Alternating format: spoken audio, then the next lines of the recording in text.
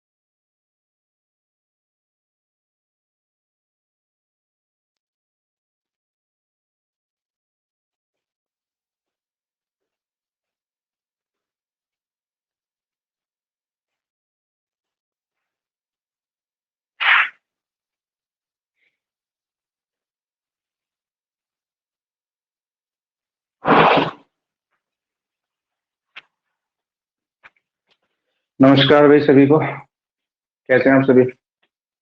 नमस्ते सर। नमस्ते नमस्ते मेघा। कल आपकी आवाज नहीं आ रही थी। गुड हाँ इवनिंग जी गुड सर, इवनिंग। वो फ़ोन में कुछ प्रॉब्लम थी। ठीक है। वैसे अब मेरी आवाज क्लियर है ना? हाँ जी सर। ठीक ठीक है, म्यूट कर लीजिए अपने आप को। मयंक। Yes sir. आवाज क्लियर है? Yes sir. Deepanshu. Good evening sir. Good evening भाई, गुड इवनिंग। क्या हाल है सभी? बढ़िया। हाँ जी। चलो। विनय है भाई साहब।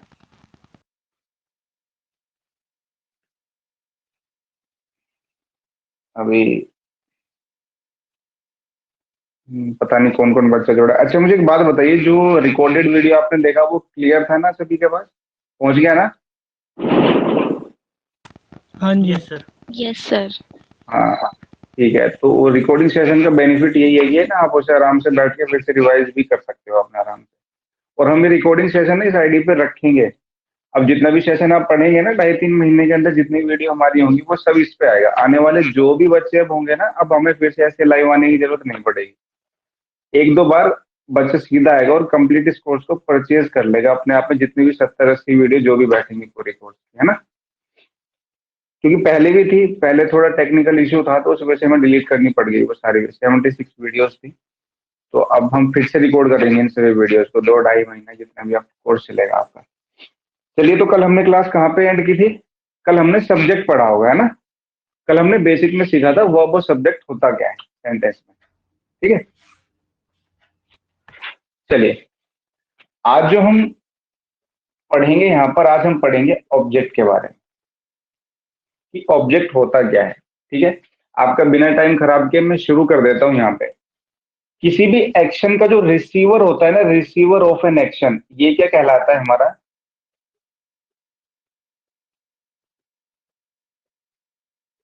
ऑब्जेक्ट कहलाता है। ठीक है। ऑब्जेक्ट का मतलब सेंटेंस में आपने कोई काम किया तो वो काम पास ओवर होकर किसके ऊपर हुआ है, ठीक है, वही कहलाता है हमारा ऑब्जेक्ट। आप बिल्कुल सिंपल तरीके से पढ़िएगा इसे। मैंने कहा ही हैज बीटन। अभी तक जितनी भी बात हमने की तो उसके अकॉर्डिंग मुझे एक बात समझ में आ गई सर कि ये जो ही है ना यहाँ पर, ये सब्जेक्ट, जो ही है ना ये हमारा क्या है यहाँ पर? सब्जेक्ट है, क्योंकि इसी की बात की जा रही है। और ही हैज बीटन, ये हैज हो गया हमारा हेल्पिंग वर्ब, और ये बीटन जो है ना ये एक एक्शन है जो कि हमारा मेन वर्ब है। कल हमने इतनी बात कर ली थी। ठीक है। बात अब हमें थोड़ी ब्लू क्लियर कर लेनी है।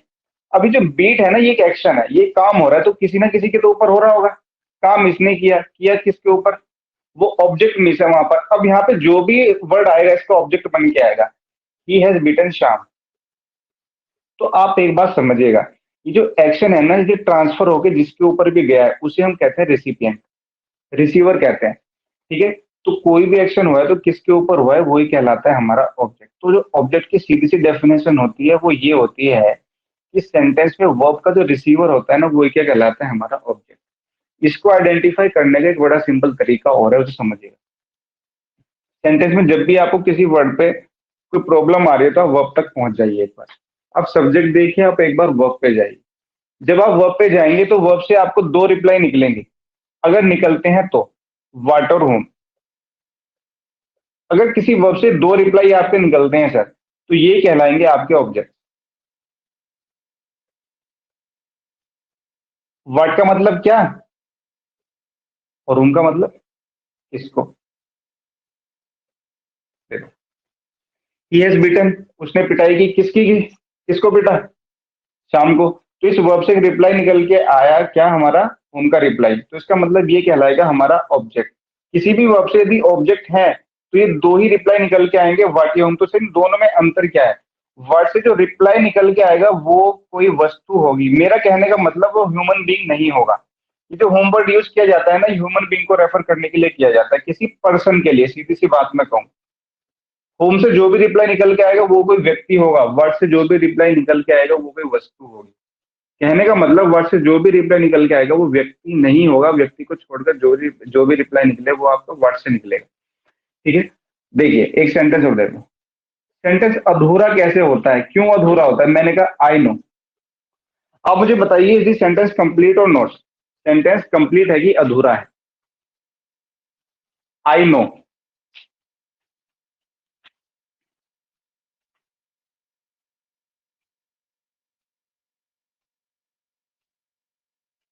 कंप्लीट है सर। ये कंप्लीट है। अगर मैं आपके सामने आऊं और अभी मैं कुछ ना कहूं और मैं यहाँ पे आके एक बात कहूंगा आई नो, मैं जानता हूँ, क्या कंप्लीट है? क्या आपके मन में एक सवाल नहीं आया कि सर आप क्या जानते हो या आप किसको जानते हो? बात तो पूरी हुई नहीं, बात तो पूरी हुई नहीं, ठीक है, बात तो भी पूरी हुई नहीं। अगर मैं यहाँ पे कहता हूं I know him, I know him, तो मुझे एक बात पता चला, ये हमारा वर्ब है। आई नो किसको जानते हो? मैं उसको जानता हूँ, ये होम का रिप्लाई है। मुझे पता चला वर्ब से होम का रिप्लाई ऑब्जेक्ट कहलाते हैं, वो पर्सन होते हैं, ठीक है। अगर मैं कहने लगूं Raman told me a story, Raman told me a story, यदि इस सेंटेंस में मैं ध्यान से देखूं ना तो मुझे दोनों रिप्लाई निकल के आ रहे हैं। किसी भी वर्ब से दोनों रिप्लाई भी निकल के आ सकते हैं और एक रिप्लाई भी निकल के आ सकता है। अगर दोनों रिप्लाई आ जाए तो दोनों ऑब्जेक्ट होंगे। रमन टोल्ड व्हाट, क्या? स्टोरी बताई, किसको बताई? मुझे, whom। यहाँ पे हमें दोनों रिप्लाई निकल के आ गए। तो किसी भी वर्ब से जो भी रिप्लाई आपके निकल के आते हैं ना, व्हाट ये होंगे, यही आपके ऑब्जेक्ट कहलाते हैं, ठीक है। एक ऑब्जेक्ट की बड़ी सीधी सी कहानी ये है कि आपने कोई काम किया तो वो काम हुआ तो किसके ऊपर हुआ, वही हमारा क्या कहलाएगा? ऑब्जेक्ट कहलाएगा। यानी कि एक्शन का रिसीवर होता है कौन? हमारा ऑब्जेक्ट। मैंने कहा शी इट हरसेल्फ, इसमें मुझे एक बार ऑब्जेक्ट आइडेंटिफाई करके बताना, इसमें एक बार ऑब्जेक्ट आइडेंटिफाई करके बताओ जल्दी से।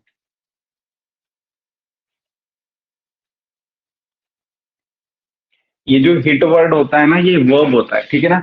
इसके एक तो तीनों फॉर्म बिल्कुल सेम होते हैं, फर्स्ट सेकंड और थर्ड फॉर्म, हिट हिट और हिट, तीनों फॉर्म सेम होंगे। अब ये प्रेजेंट में होता तो हिट्स लिखा हुआ होता, क्योंकि पास्ट में सेकंड फॉर्म तो हिट लिखा हुआ है। अच्छा, यदि इसने हिट किया है तो किसको कर दिया हिट? किसके ऊपर हुआ ये हिट करने का? खुद के ऊपर, इस लड़की के ऊपर, तो ये यहाँ पे ऑब्जेक्ट हो गया। और आप ध्यान से देखेंगे तो ये होम का रिप्लाई है। ये छोटी छोटी बातें आपको ध्यान में रखनी है। जहाँ पे आपको होम का रिप्लाई बताया जा रहा है तो आपको जहां पे भी ये वर्ड दिखेगा या जैसे रिप्लाई निकलेंगे वो पर्सन होंगे हमेशा, क्योंकि ये वर्ड हमेशा पर्सन के लिए बनाया जाता है, ह्यूमन बीइंग के लिए। वर्ड जो बन के आता है ये थिंग के लिए बनता है, ये पर्सन से कोई लेना देना इसका है नहीं, ठीक है। तो मुझे एक बात समझ में आ गई, सर मुझे वर्ब से यदि ये दो रिप्लाई निकल जाते हैं तो ये हमारे क्या कहलाएंगे? ऑब्जेक्ट। यदि मुझे ये भी ध्यान नहीं रहते तो मुझे एक बात पता है, कोई भी एक्शन है उसका जो रिसीवर है, कोई काम होके जाएगा, किसके ऊपर जाएगा, किसके ऊपर होगा, जिसके ऊपर भी हो जाएगा वही हमारा ऑब्जेक्ट कहलाएगा। बताइए, इतनी बात क्लियर है कि नहीं? फिर आगे थोड़े एग्जांपल से समझते हैं। Yes sir. बताइए। Yes sir. देखो, क्लियर है सर। आई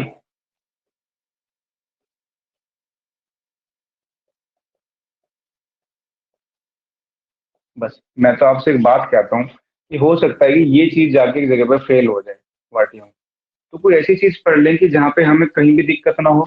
अगर मुझे ये चीज समझ में आ रही है, रिसीवर ऑफ एन एक्शन, तो फिर मुझे समझ में आ गया कि ऑब्जेक्ट होता क्या है ना। मैं तो अपनी क्लास में बड़े सिंपल तरीके से बताता हूँ बच्चों को, है ना। मान लिया आप किसी को पिटाई विटाई करने जा रहे हैं तो आप उसे बताइए कि भाई मैंने तुम्हारी पिटाई की है, तो मैं तो सब्जेक्ट हूँ सेक्शन का, पिटाई करना एक वर्ब है और आपके ऊपर क्योंकि काम हो रहा है तो आप ऑब्जेक्ट हो गए इसके, ठीक है। तो एक्शन को जो भी रिसीव कर लेगा वही हमारा ऑब्जेक्ट कहलाएगा। उस वाले सेंटेंस में देखिए, आई शॉट अ लोयन, तो इसका मतलब ये है कि जो लोयन है ना, काम इसके ऊपर हुआ है, ये वाला, ये वर्ब है और ये क्या है? लोयन। ये हो जाएगा हमारा ऑब्जेक्ट। ऑब्जेक्ट। रिसिपिएंट है, रिसीव कर लिया उसने, और जब उसने रिसीव कर ही लिया तो सीधा सा मतलब ये है कि ये कहलाएगा हमारा सेंटेंस में सब आपका ऑब्जेक्ट। यहाँ तक बात क्लियर है भाई? क्योंकि देखो, ये ऑब्जेक्ट इतना इंपॉर्टेंट है ना आपके लिए कि पूरा का पूरा वॉइस इसी पर डिपेंड करता है, पूरा का पूरा वॉइस इस पर डिपेंड करता है। आप मेरा यकीन रखिए कि यदि ऑब्जेक्ट में ग्रामर से निकाल दूं ना तो एक्टिव पैसिव अपने आप खत्म हो जाएंगे। इसके बिना वो बिल्कुल बेकार है। जब तक ऑब्जेक्ट है तब तक एक्टिव पैसिव बनाया जा रहा है, जब तक ऑब्जेक्ट नहीं होगा तो वहां पैसिव एक्टिव भी काम नहीं आएंगे आपके। ठीक है, यहाँ तक क्लियर है? फिर थोड़ा मैं इसे आगे लेके चलता हूँ, पूरा आगे छोड़ के आऊंगा, क्योंकि यहाँ पे ऐसा भी हो सकता है ना, कुछ वर्ब हमारी दोनों तरीके से हो जाएंगी, जिनके बाद दोनों ऑब्जेक्ट निकल के आ जाएंगे, बहुत सारी हो सकती हैं। तो वो आपको वर्ब याद नहीं रखनी, वो जैसे ही आप वर्ब पे जाओगे अपने आप पता चल जाएगा कि ये वाक्य में कौन कौन से ऑब्जेक्ट। ठीक है, देखिए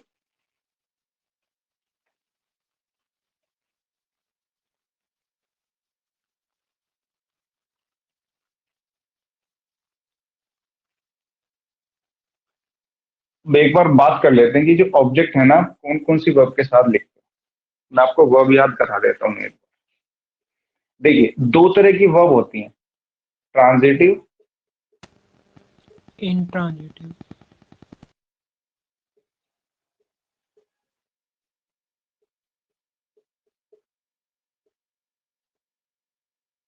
और इनट्रांजिटिव वर्ब। एग्जाम में सिर्फ काम आपको इतना करना है कि जितना काम की जरूरत थी ना वो तो आपका काम हो गया, लेकिन ये आपको इसलिए बताई जा रही है कि ताकि कोई प्रॉब्लम आगे ना हो, आपको बस पता हो। ये ना आप यहीं पे पढ़ ले और यहीं पे याद हो जाएंगी, ये मैं गारंटी देता हूँ आपको।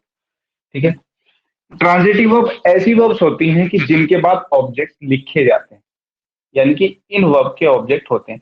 जिस वर्ब के बाद ऑब्जेक्ट लिखा जाए, या जहां तक जितनी वर्ब के साथ हमने अभी ऑब्जेक्ट लिखा वो वर्ब कहलाती है ट्रांजिटिव। कैसी कहलाती है? ट्रांजिटिव। इनट्रांजिटिव वर्ब का मतलब ये होता है कि इन वर्ब के बाद हमें ऑब्जेक्ट की जरूरत नहीं पड़ती, बिना ऑब्जेक्ट के इनकी कंप्लीट सेंस होती है। ठीक है, अब याद कैसे करें इन्हें, हमें पता कैसे हो ट्रांजिटिव इनट्रांजिटिव, रट कैसे पाएंगे? रटने की जरूरत ही नहीं है। एक वर्ड होता है ट्रांसफर, ये सभी ने पढ़ा होगा। ट्रांसफर सभी ने पढ़ा ना? जो हाँ ट्रांसवर्ड जी। होता है ना, जो जो ट्रांसवर्ड होता है इसका मतलब ही पास ओवर होता है। कोई चीज ट्रांसफर होके कहीं से कहीं जाए, ये ट्रांसफर में ये इफेक्ट होता है इस वर्ब में। ठीक है, इन दोनों में कॉमन है ये ट्रांजिटिव और यहाँ पे भी ट्रांजिटिव, लेकिन इसमें एक वर्ड हमने लगा दिया है इन, इसे हम प्रीफिक्स बोलते हैं इन। ठीक है, ट्रांजिटिव का मतलब कोई ना कोई एक्शन है जो ट्रांसफर हो रहा है, यानी कोई काम हुआ तो ट्रांसफर होकर किसी के ऊपर पक्का गया है, उसी को बोलेंगे ट्रांजिटिव। ठीक है, पॉजिटिव मीनिंग कन्वे करेगी, पॉजिटिव मीनिंग। ठीक है, जैसे ये शी हिट है, शी हिट है, या मैं ये कहने लगूं रमन रमन पॉइजन। पॉइजन का मतलब जहर भी होता है और पॉइजन वर्ब का काम भी करता है, ध्यान रखना यहाँ पे ये वर्ब है। जो रमन है उसने ना पॉइजन कर दिया, जहर दे दिया, तो ये जहर किसको दिया हुआ? कोई ना कोई तो होगा ना, कोई ना कोई तो होगा। तो मैं यहाँ पे लिख देता हूँ हर, तो ये इसका ऑब्जेक्ट हो गया, क्योंकि सर ये एक्शन ना पास ओवर होकर ट्रांसफर होकर इसके ऊपर गया, तो ये कहलाएगा हमारा ऑब्जेक्ट। ठीक है, अब मेन कंडीशन ये कि जो वर्ब है ना, क्योंकि ट्रांसफर हुआ है इसका एक्शन, तो इसी को हम बोल देंगे ट्रांजिटिव वर्ब। ट्रांजिटिव वर्ब ये कुछ अलग तरह की वर्ब नहीं होती, जिस वर्ब के ऑब्जेक्ट होते हैं उसे भी ट्रांजिटिव की कैटेगरी में जाती है। जिन वर्ब्स के बाद ऑब्जेक्ट आ जाएंगे वो सब ट्रांजिटिव। अभी जो इन वर्ड लिखा हुआ है ना ट्रांजिटिव का मतलब समझ लेना, इनका मतलब होता है जीरो, ये नेगेटिव मीनिंग बनाता है। देखिए कैसे, करेक्ट का मतलब आप सभी जानते हैं, बस मैं इससे पहले इन लगा दूंगा, इसका मीनिंग बिल्कुल जीरो बना दिया इसने, यानी कि जो पहले करेक्ट था वो करेक्ट नहीं है। ठीक है, मैंने यहां पर लिखा कंप्लीट, तो इससे पहले मैंने इन लगाया इनकम्प्लीट, तो इसका मीनिंग भी जीरो बना दिया। इसका मतलब जो ट्रांजिटिव से पहले हमने इन लगाया, तो इसका मतलब हुआ कोई ना कोई ऐसी वर्ब रही होगी जिसका एक्शन ट्रांसफर नहीं हो रहा होगा। ठीक है ना, यानी कि इन्हें ऑब्जेक्ट की जरूरत नहीं पड़ती। तो सीधी सी कहानी ये है कि जो ट्रांजिटिव वर्ब है उनके ऑब्जेक्ट होते हैं, और इन ट्रांजिटिव वर्ब्स के ऑब्जेक्ट नहीं होते, उनका अपना मीनिंग कंप्लीट होता है विदाउट ऑब्जेक्ट। कैसे समझेंगे? मैंने कहा आई एम रनिंग, क्या मुझे इस एक्शन को कहीं पर ट्रांसफर करने की जरूरत है रनिंग के? नहीं, ना वर्ड का रिप्लाई निकलेगा इससे, ना वूम का रिप्लाई निकलेगा। ना तो आप ये कह सकते हैं कि क्या दौड़ रहे हो, ना आप ये बोल सकते हैं किसको दौड़ रहे हो। ठीक है, तो ये जो रनिंग वर्ब है ना, इसको हम ले जाएंगे इंट्रांजिटिव की कैटेगरी में। जिन वर्ब्स का एक्शन ट्रांसफर नहीं हो सकता किसी के ऊपर, वो सभी इंट्रांजिटिव की कैटेगरी में चली जाती है। मैंने कहा आई एम स्लीपिंग, तो मीनिंग कंप्लीट है अपने आप में, किसी ऑब्जेक्ट को लिखने की जरूरत ही नहीं है इसके बाद में। ठीक है, तो ये भी क्या कहलाएगी, हमारी intransitive verb. She is coming, जो कम वर्ब होती है, ये भी कैसी होती है, हमारी इंट्रांजिटिव वर्ब। तो आपको ये वर्ब रटने की जरूरत नहीं है, आपको सिर्फ ट्रांजिटिव और इंट्रांजिटिव पे ध्यान देना है। ट्रांजिट जो लिखा हुआ है ट्रांसफर से बना हुआ वर्ड है, इसका मतलब कुछ ना कुछ ट्रांसफर हो रहा है, इसलिए ट्रांजिटिव मीनिंग रखा गया है इसका ट्रांसफर बना के। ठीक है, इंट्रांजिटिव लिखा है तो वो ट्रांसफर नहीं हो रहा, क्योंकि हमने यहाँ पे नोट लगा दिया। इनका मतलब निगेटिव ही होता है, इसके अंदर ट्रांसफर नहीं हो रहा, तो ऑब्जेक्ट इनके नहीं लिखे जाते। ठीक है, बताइए यहाँ तो कोई दिक्कत है? नो यहाँ सर। तक कोई दिक्कत? No sir. चलिए, तो अब एक कहानी तो साफ हो गई ना इससे, कि अगर आपसे कोई पूछे कि ऑब्जेक्ट कहाँ पर लिखे जाएंगे, तो एक बात तो आपको यहाँ से कंफर्म हो गई, सर वर्ब के बाद लिखा जाएगा। तो सामने वाला पूछ लेगा कि कौन सी वर्ब। कभी कभी आप सीडीएस में देखते हैं तो अंडरलाइन हो जाता है कि ये वर्ब कैसी है, ट्रांजिटिव है, इंट्रांजिटिव है। ठीक है, तो मुझे एक बात समझ में आ गई, सर वर्ब यदि ट्रांजिटिव होगी तो ही उसके बाद ऑब्जेक्ट पॉसिबल। ऑब्जेक्ट कहाँ लिखा जाएगा, ट्रांजिटिव वर्ब्स के साथ। ठीक है, एक कंडीशन और बनती है, देखिए ऑब्जेक्ट लिखने की, जब भी आप कोई प्रीपोजिशन लिखते हैं ना, तो ऑब्जेक्ट यहाँ पे भी लिखा जाता है। ऑब्जेक्ट प्रीपोजिशन के साथ लिखा जाएगा और ट्रांजिटिव। अभी तक जितना मैटर आपने पढ़ा वो सब ट्रांजिटिव वर्ब का मैटर था।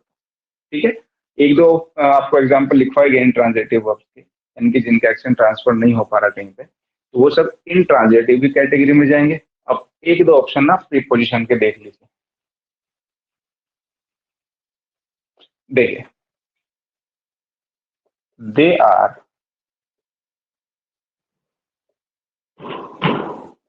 Laughing at me, they are laughing at me. आप यहाँ पर देख रहे होंगे ना, तो ये वर्ब है, लेकिन ये जो एट लिखा हुआ ना, ये है प्रीपोजिशन। प्रीपोजिशन, और ये है प्रीपोजिशन का ऑब्जेक्ट। जब आप प्रीपोजिशन पढ़ेंगे ना, जब आपको समझ में सारी कहानी आ जाएगी।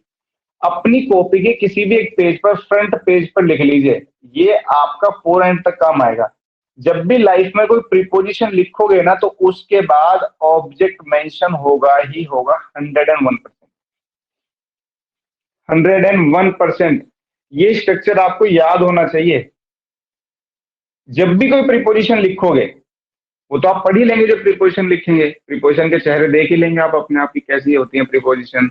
ऑन होता है, इन होता है, एट होता है, प्रीपोजिशन है। लेकिन फिलहाल पहली बात ये है, यदि कोई प्रीपोजिशन है तो आपको उसके बाद कोई ऑब्जेक्टिव केस नजर आ रहा है। ऑब्जेक्ट का मतलब क्या होता है, ऑब्जेक्टिव केसेस जो होते हैं। ठीक है, जैसे आई है, ये सब्जेक्ट है, अगर मुझे इसका ऑब्जेक्ट बनाना हो तो ये मी होगा। तो मी लिखा हुआ यहाँ पे आई लिखा होता तो गलत हो जाता, क्योंकि ऑब्जेक्ट ऑब्जेक्टिव केसेस में लिखे जाते हैं। क्लियर हो गई बात? तो जो ऑब्जेक्ट आपका दो जगह पर आएगा, एक तो प्रीपोजिशन के बाद और एक ट्रांजिटिव वर्ब के बाद। आपको बता दिया गया है कि अगर वैसे निकालना चाहते हो तो वाट या हूम के रिप्लाई से भी ऑब्जेक्ट निकल जाते हैं। आपसे पूछा जाएगा एक बार और,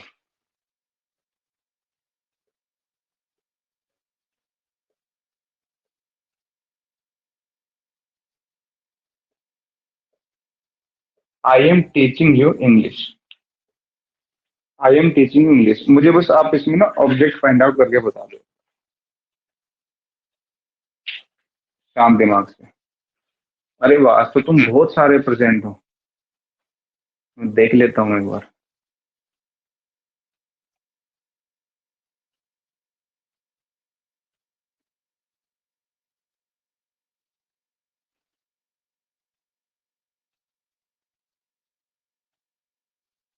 चलो मुझे सेंटेंस में एक बार आप ऑब्जेक्ट मेंशन करके बताओ। भैया यू है। अच्छा, यू है। मयंक। यू है सर। और भी है? और भी है कोई ऑब्जेक्ट? और भी है कोई object? I am teaching what, एक बार बोलना सभी। व्हाट, क्या? इंग्लिश। इंग्लिश। एक ऑब्जेक्ट तो ये हो गया सर। व्हाट का रिप्लाई होम। इसको दोनों निकल गए, ये तो दोनों निकल गए। ठीक है, ये तो दोनों निकल गए। तो ये दो ही ऑब्जेक्ट हैं, दोनों ऑब्जेक्ट हैं यहाँ पर, दोनों निकल के आ गए आपके। ठीक है ना। तो ऐसी वर्ब्स भी मिलेंगी आपको जो दोनों ऑब्जेक्ट आपको लेके देंगे। एक ऑब्जेक्ट ही लिखा हुआ है तो मोनो ट्रांजिटिव होगी, ट्रांजिटिव अभी, बस इनके नए नए नाम बदल देंगे। आप भी कहेंगे इतना याद करना पड़ेगा, ये आपको याद करने नहीं है, तो मैं आपको लिखवा दे रहा हूँ ऐसे। डाई ट्रांजिटिव जिसके दोनों ऑब्जेक्ट, मोनो का मतलब होता है एक, डाई का मतलब होता है टू। ठीक है, मोनो का मतलब होता है वन, डाई का मतलब होता है टू। तो दोनों ऑब्जेक्ट लिखे हुए हैं तो ट्रांजिटिव तो होगी, जब ऑब्जेक्ट हैं तो एक है तो मोनो ट्रांजिटिव, दोनों है तो डाई ट्रांजिटिव। ठीक है, तो इन ऑब्जेक्ट्स को थोड़ा ध्यान रखिएगा, बहुत ही इंपॉर्टेंट पार्ट है आपका। चलिए,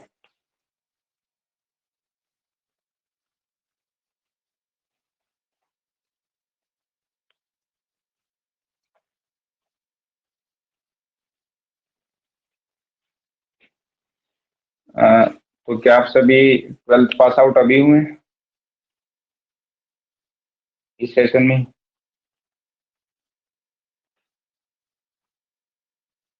Yes, sir.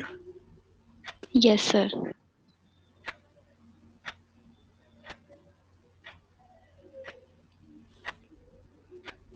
नेक्स्ट आ जाइए, कॉम्प्लीमेंट। ऑब्जेक्ट में आपकी कहानी कुछ बचती है, लेकिन वो बैंड में पढ़ेंगे बिल्कुल, जब आप एक्टिव पैसिव पे आ जाएंगे ना, वो वहां पे क्लियर की जाएगी। क्योंकि जब दो ऑब्जेक्ट होते हैं थोड़े स्ट्रक्चर बदल जाता है, वो बड़ा माइनर सा है। ठीक है, उसमें टेंशन लेने की जरूरत है नहीं, वो बिल्कुल बात। कॉम्प्लीमेंट, ये वर्ब कहीं सुना है? हाँ जी।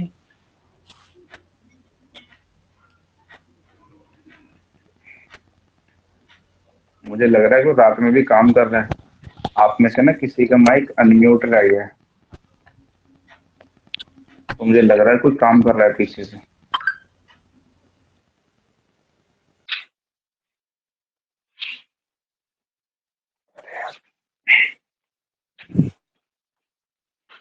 अरे दो वर्ड हैं, एक तो कॉम्प्लीमेंट, आप ग्रामर में भी पढ़ने वाले हैं, ऐसे तो पढ़ाने वाले हैं। ये वही वाला कॉम्प्लीमेंट है जो एडमायर करने के लिए लिखा जाता है, टू एडमायर प्रशंसा में कहते हैं ना, मेरे लिए बहुत अच्छा कॉम्प्लीमेंट है। ये होमोफोन्स वगैरह होते हैं कुछ वर्ड, लेकिन ये कॉम्प्लीमेंट थोड़ा अलग है। ये ग्रामर के लिहाज से देखिए, कॉम्प्लीमेंट का यदि हिंदी में मीनिंग निकालेंगे तो पूरक होता है। पूरक, पूरक का मतलब होता है पूरा करने वाला। पूरा करने वाला तो सीधे से मतलब ये है कि जो कॉम्प्लीमेंट है कंप्लीट वर्ड से बन के आया है। इसका मतलब होता है दैट कंप्लीट। अब कंप्लीट करता है तो क्या कंप्लीट करता है भाई? कंप्लीट करता है तो क्या कंप्लीट करेगा? ये मीनिंग कंप्लीट करता है आपका वर्ब का, जो कि बी की फॉर्म आपको लिखवाई गई थी वहां पर। मैंने कहा आई एम, सेंटेंस कंप्लीट है कि भाई इनकम्प्लीट है? बताइए। मैंने कहा शी इज, हाँ जी, ये इनकम्प्लीट सेंटेंसेस हैं। ये जो आई एम यहाँ पर लिखा हुआ है ना, मैं स्टेट रेफर करना चाह रहा हूँ। मैं कॉम्प्लीमेंट आपको बात बता देता हूँ। ये जो मेनली कॉम्प्लीमेंट आपके होते हैं ना, नाउन या प्रोनाउन के लिए लिखा जाने वाला नाउन या एडजेक्टिव का ऐसा रूप होता है जो नाउन या फिर एक कॉम्प्लीमेंट दोनों सेम होते हैं। जैसे मैं इस सेंटेंस को पूरा करके बताता हूँ। मैंने कहा आई एम अ टीचर। अब ये जो टीचर लिखा गया ना, इसने मीनिंग कंप्लीट करके दिया है इस वर्ड का। दूसरी बात आप ध्यान से देखेंगे, जो टीचर है ना और ये आई है, ये दोनों एक ही है। अगर मैं आपसे कहता हूँ आई एम ए टीचर, तो मुझ में और टीचर में अंतर है क्या? टीचर भी मैं और आई भी मैं। ठीक है, तो इसका मतलब ये दोनों है। अगर मैं देखूं तो I equal to teacher.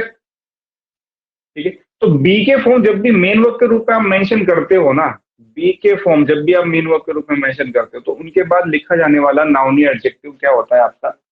Complement ही होता है, जो दूसरे नाउन या प्रोनाउन के लिए लिखा जाता है।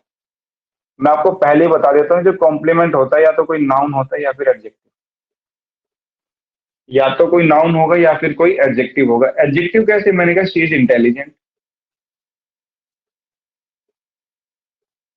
She is intelligent. तो जो इंटेलिजेंट लिखा हुआ है ये एक एडजेक्टिव है जो कि आपको क्वालिटी को बता रहा है। बता किसकी रहा है? शी को। दोनों एक ही हैं, दोनों एक ही हैं। शी के लिए लिखा गया इंटेलिजेंट।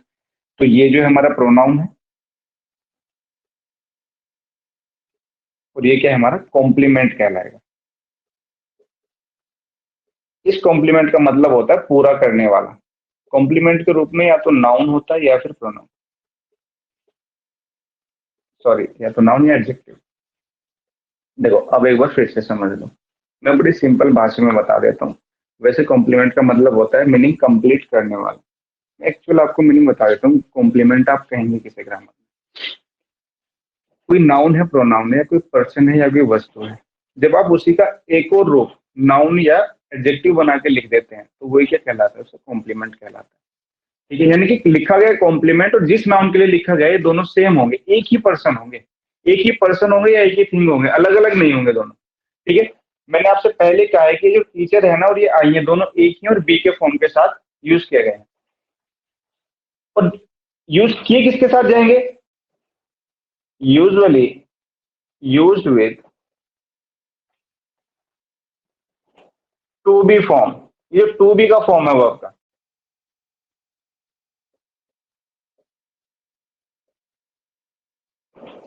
ऑफ द वर्ब, ये जो बी का फॉर्म आपको लिखवाया गया था ना कल, is am are was were, जब ये मेन वर्ब होंगे ना सेंटेंस में, मेन काम कर रहे होंगे मेन वर्ब का, कॉन्टिन्यूअस टेंस में यूज ना हो, तो उस टाइम पे आप इसे कॉम्प्लीमेंट के साथ में लिखेंगे। ठीक है, देखो मैंने कहा I want to be a doctor, I want to be a doctor. ये जो बी का फॉर्म है ना, अब यहाँ पर इसके बाद देखो एक नाउन लिखा हुआ है, नाउन।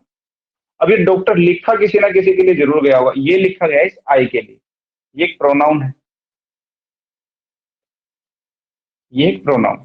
तो ये जो आपका बी के बाद जो डॉक्टर नाउन लिखा गया है ना, यही कॉम्प्लीमेंट कहलाएगा, ये कहलाएगा कॉम्प्लीमेंट। हाँ जी, बोलते रहिए। Yes sir. माइक को छोड़िए।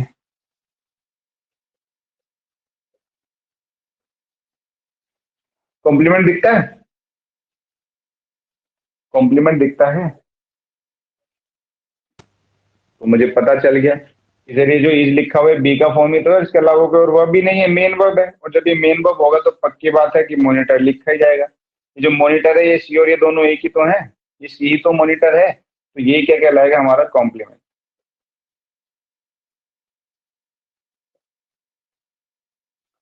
बात वही है। देखो मैंने कहा कह दिया राम इज माई फ्रेंड, और मैं इसे ऐसे लिख दूं माई फ्रेंड इज राम, क्या दोनों में अंतर है? नहीं सर। बात तो एक ही है, बात तो एक हाँ ही। जी। कॉम्प्लीमेंट का मतलब ये और ये दोनों एक ही तो है, इसको कहीं भी लिखो। बी का फॉर्म ये है, इनको स्टेट रेफर कर देगा, यानी कि जब भी बी का फॉर्म स्टेट रेफर करता है तो आपसे मैं बता देता हूँ ये हमेशा कॉम्प्लीमेंट रेफर करके जाता है, यहाँ पर आपको कॉम्प्लीमेंट ही बताएगा। अगर आपको ये बात समझ में आई है तो आप एक क्वेश्चन को जरूर दिमाग लगाएं थोड़ा सा।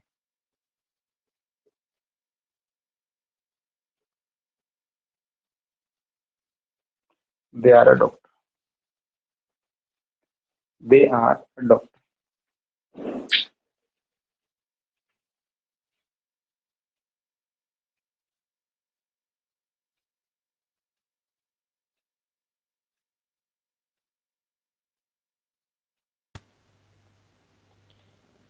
भैया इसमें तो डॉक्टर्स आएगा क्योंकि वे बहुत सारे हैं, बहुवचन है।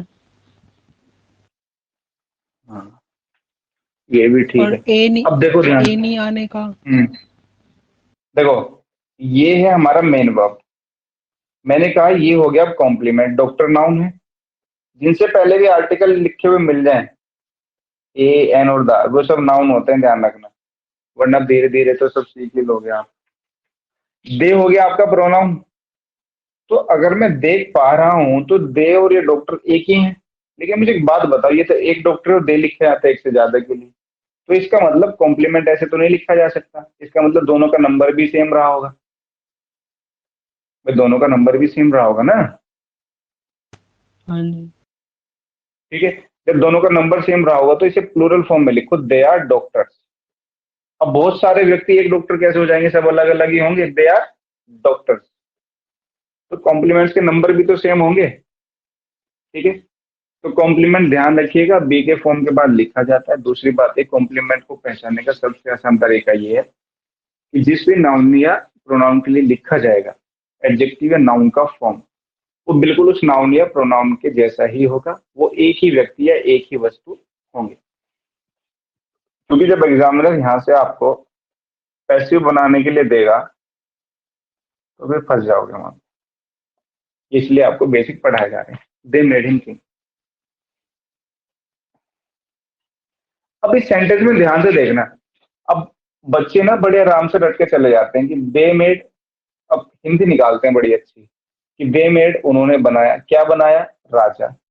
व्हाट का रिप्लाई, किसको बनाया, उसको बनाया। होम का रिप्लाई, तो सर वर्ब से तो व्हाट या होम का रिप्लाई ऑब्जेक्ट होते हैं, लेकिन एक बात और भी तो है कि व्हाट का रिप्लाई तो वस्तु होती है, राजा तो क्या हो गया, व्यक्ति होता है, तो ये तो गलत हो गया। दूसरी बात, तो ये ऑब्जेक्ट नहीं कुछ और है। आप ध्यान से देख रहे होंगे ना, तो इस हिम के लिए ही इस किंग को लिखा गया है।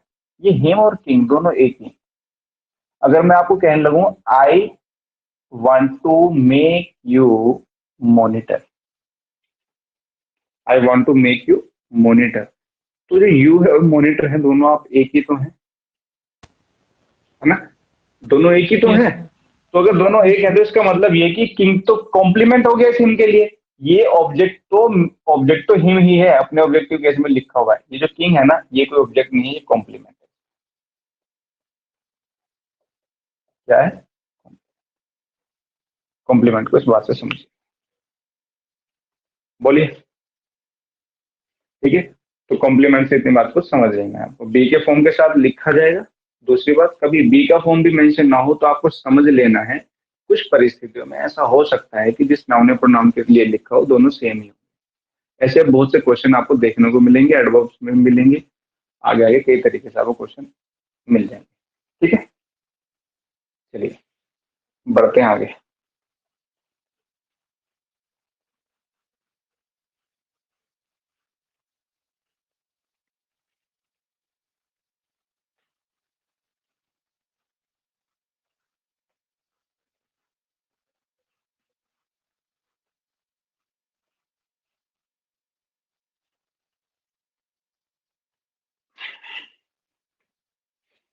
नेक्स्ट देखिए प्रेडिकेट।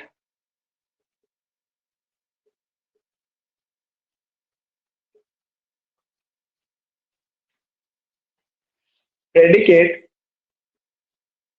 सेंटेंस का वो पार्ट होता है जो सब्जेक्ट के बारे में हमें बताता है।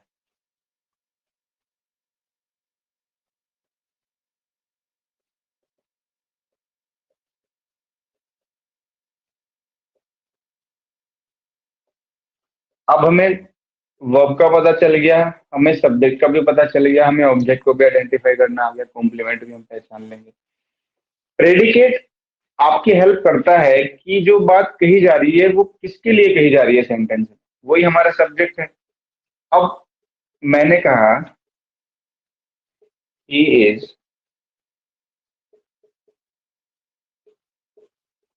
गोइंग टू दिल्ली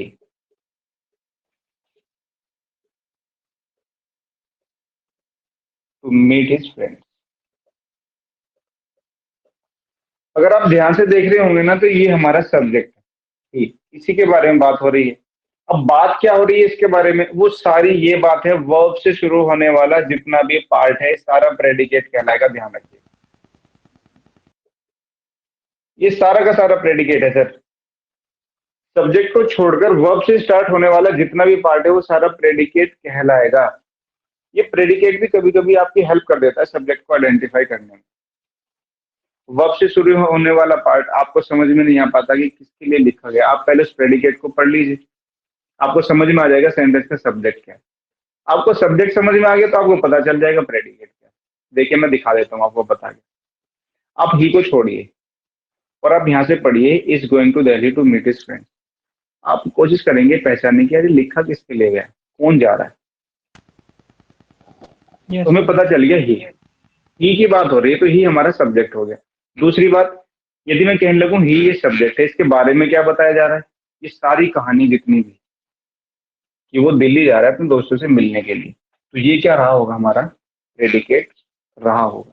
ठीक है, तो प्रेडिकेट को देखकर आपको उसका सब्जेक्ट आइडेंटिफाई कर लेना है, सब्जेक्ट देखोगे तो आप वर्ब भी आइडेंटिफाई कर ही लोगे। ठीक है, देखो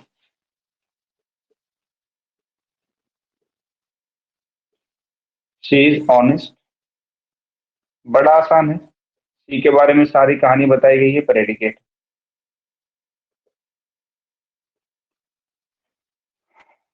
अगर मैं आपसे कहने लगूं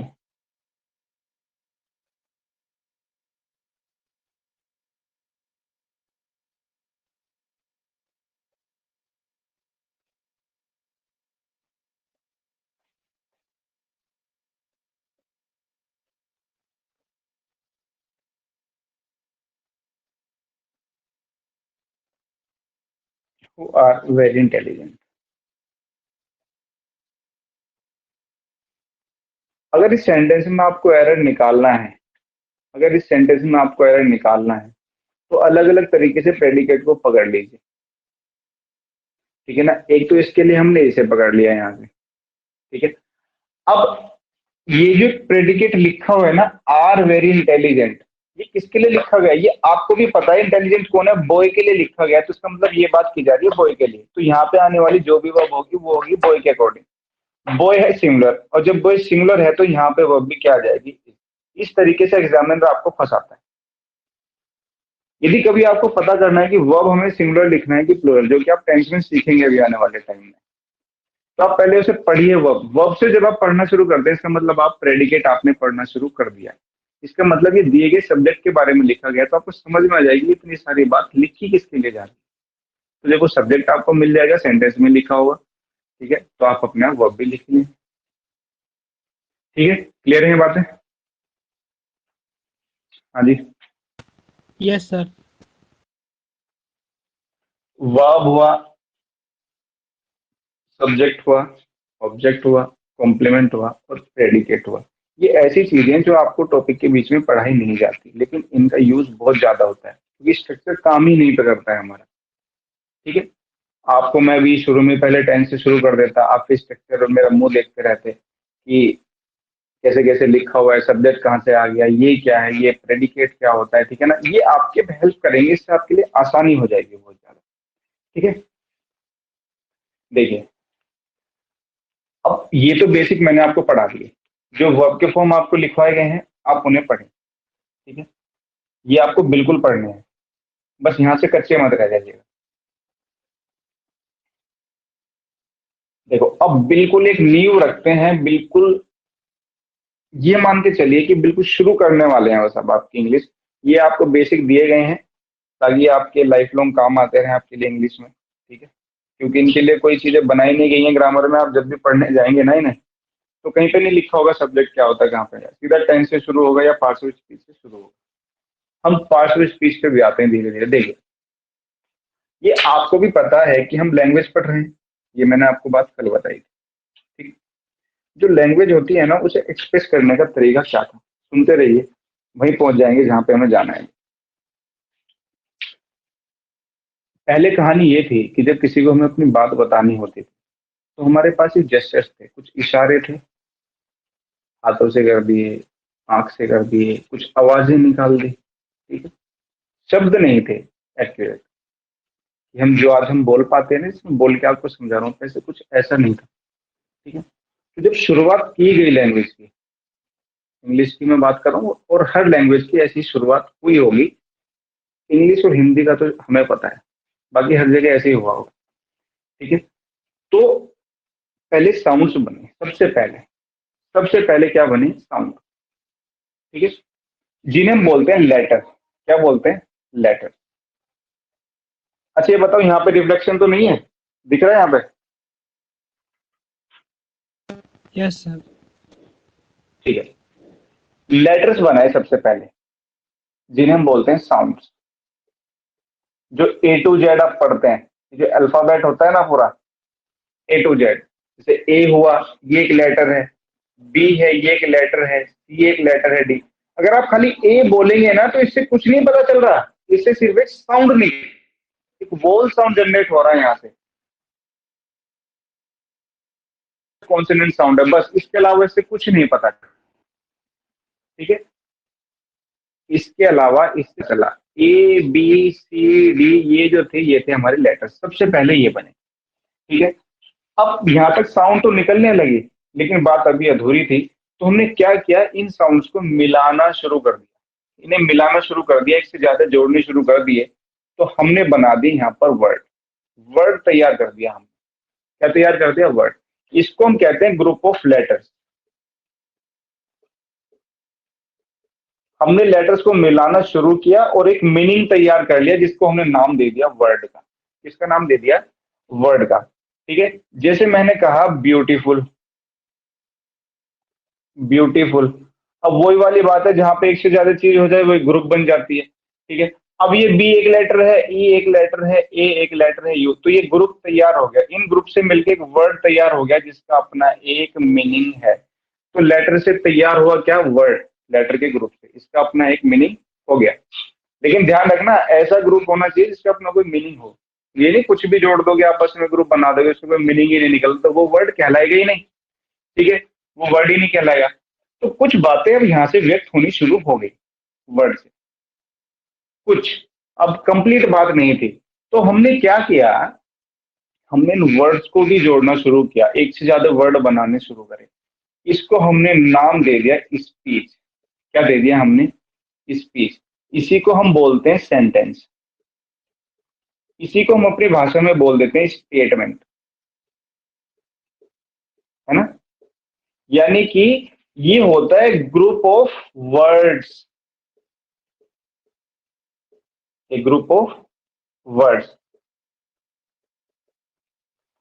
which generates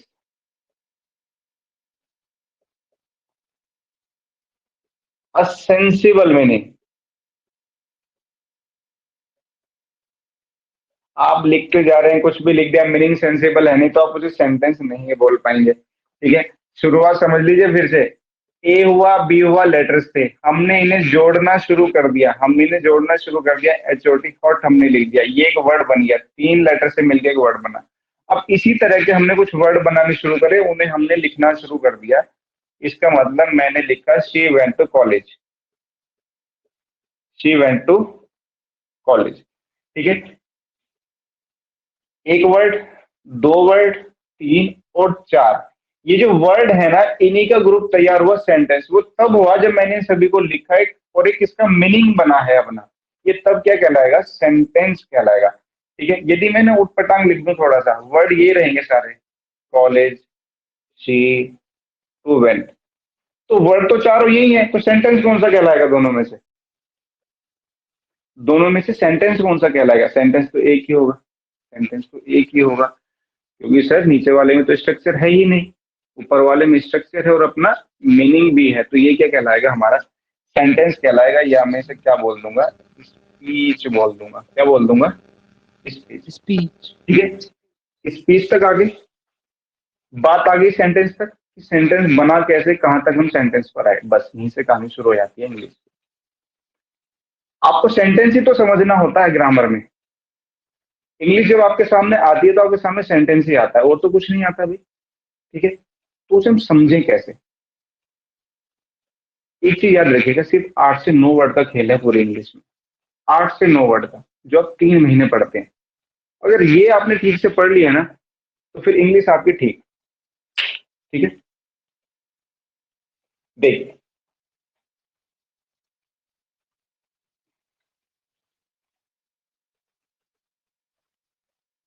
अपनी लैंग्वेज को तैयार करने के लिए आपको पढ़ना होता है पार्ट्स ऑफ स्पीच। क्या पढ़ना पड़ता है, पार्ट्स ऑफ स्पीच। बच्चे कहते हैं कि ये क्या है, मैंने कहा यही तो सब कुछ है, इसमें तो सारी इंग्लिश कवर हो गई। ये पार्ट्स ऑफ स्पीच है क्या, स्पीच तो हमें पता चल गया ना सर, स्पीच होता है सेंटेंस, पार्ट्स होते हैं सेंटेंस के हिस्से। कितने हिस्से हो सकते हैं एक सेंटेंस के, ज्यादा से ज्यादा, इसमें तो 4 ही लिखे हुए हैं, इनके अपने अलग अलग नाउन है, नाम है। ये जो शी लिखा हुआ है इसे हम बोलते हैं ग्रामर में प्रोनाउन। क्या बोलते हैं, प्रोनाउन। ये जो वेंट लिखा हुआ है ना सर, इसे हम बोलते हैं वर्ब। ये जो टू होता है सर, इसे हम बोलते हैं प्रीपोजिशन।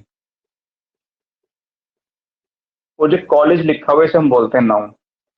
इसके अलावा कुछ और भी वर्ड हैं, कुछ और भी वर्ड है सर जो छिपे हुए हैं। इसका मतलब सेंटेंस इन्हीं से मिलकर तैयार होता है। पार्ट्स ऑफ स्पीच का मतलब है कि एक सेंटेंस से कितने ज्यादा पार्ट हो सकते हैं, ठीक है। वही पार्ट के हमें यहाँ पे पता करना है, वो पार्ट क्या है, फिर उन्हीं पे हमें अपना 2.5 से 3 महीना देना है, ठीक है। एक सेंटेंस कितने पार्ट से मिलके बना होता है, देखिए कौन कौन से होते हैं। अब सीधा सा मतलब ये कि मैं आपको कंटेंट दे रहा हूँ कि काम कितने कंटेंट पे करना है, ये कंटेंट ही क्यों बना, इसके अलावा कुछ और क्यों नहीं था। पार्ट्स ऑफ स्पीच में सेंटेंस का पहला पार्ट हो सकता है सबसे मेन पार्ट वर्ब, सबसे मेन पार्ट वर्ब है, ठीक है। जब भी सेंटेंस लिखोगे तो उसके एक पार्ट में आपको वर्ब मिलेगा ही मिलेगा। अब मैं इसके भी आपको टाइप बता देता हूँ। देखिए इस वर्ब में आपको पढ़ना क्या क्या है। टेंस आपका इसमें आएगा, इसी वर्ब में आएगा आपका सब्जेक्ट वर्ब एग्रीमेंट, ठीक है। ये भी फर्स्ट पार्ट है, ठीक है। जो मॉडल ऑक्सिलरी वर्ब्स हैं वो भी इसी में आएंगे। आपकी नॉन फाइनाइट वर्ब्स भी इसी में आएंगे। नॉन फाइनाइट वर्ब्स भी आपके इसी में ही आएंगी। इसी में ही कुछ पार्ट आपका कॉजेटिव वर्ब्स का होगा, इसी में आपका कुछ पार्ट कंडीशनल्स का होगा, ठीक है। तो कुल मिला के ये आपका 25 से 30 दिन का मैटर है वर्ब, पहला टॉपिक जो आपका चलेगा, ठीक है। इसी में आपके कंडीशनल्स भी आएंगे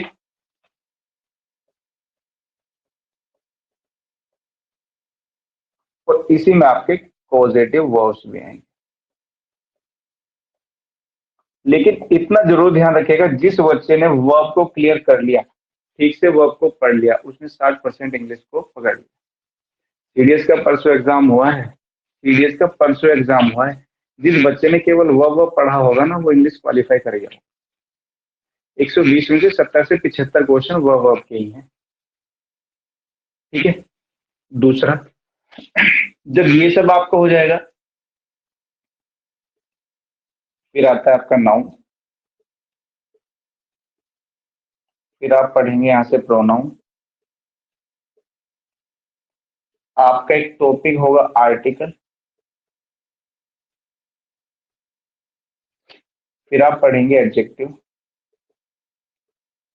जबकि हम तो आर्टिकल को बाद में पढ़ाते हैं एडवर्ब, ठीक है।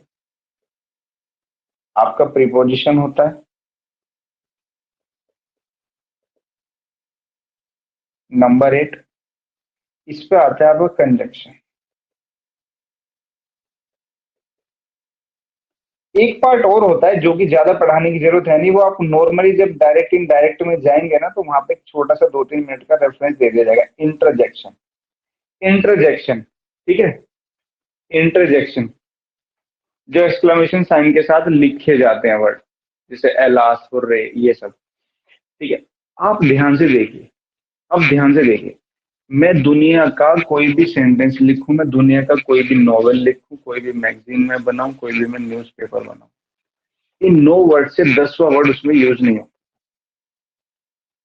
लिख के देख लीजिए आप, इन 9 से 10वां वर्ड उसमें यूज नहीं होगा, ठीक है। या तो उसमें नाउन मिलेगा, नाउन नहीं होगा तो प्रोनाउन पक्का होगा, क्योंकि सब्जेक्ट की जगह तो इन्होंने दोनों ने ले रखी है। नाउन नहीं होगा तो प्रोनाउन पक्का होगा, आर्टिकल होगा, एडजेक्टिव होगा, होगा जरूर। दुनिया कोई भी सेंटेंस लिख लीजिए, आप चेक कर लेना, इन 9 से आपको 10वां वर्ड उसमें लिखा हुआ नहीं मिलेगा। इसका मतलब ये कि इंग्लिश पढ़ने के लिए मुझे पहले इन सभी का स्ट्रक्चर ध्यान रखना है कि इन सभी को लिखना कैसे है।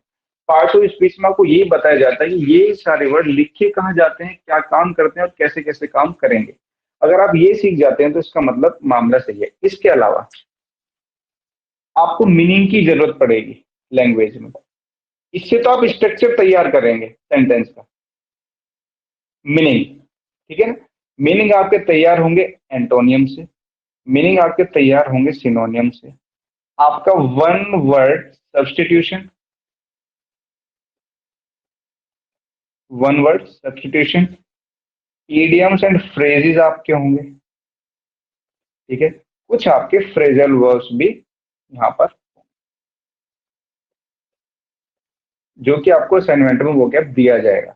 जैसे ही टेंस आपका फिनिश हो जाएगा, टेंस के तुरंत बाद ही आपको वो क्या आना शुरू हो जाएगा।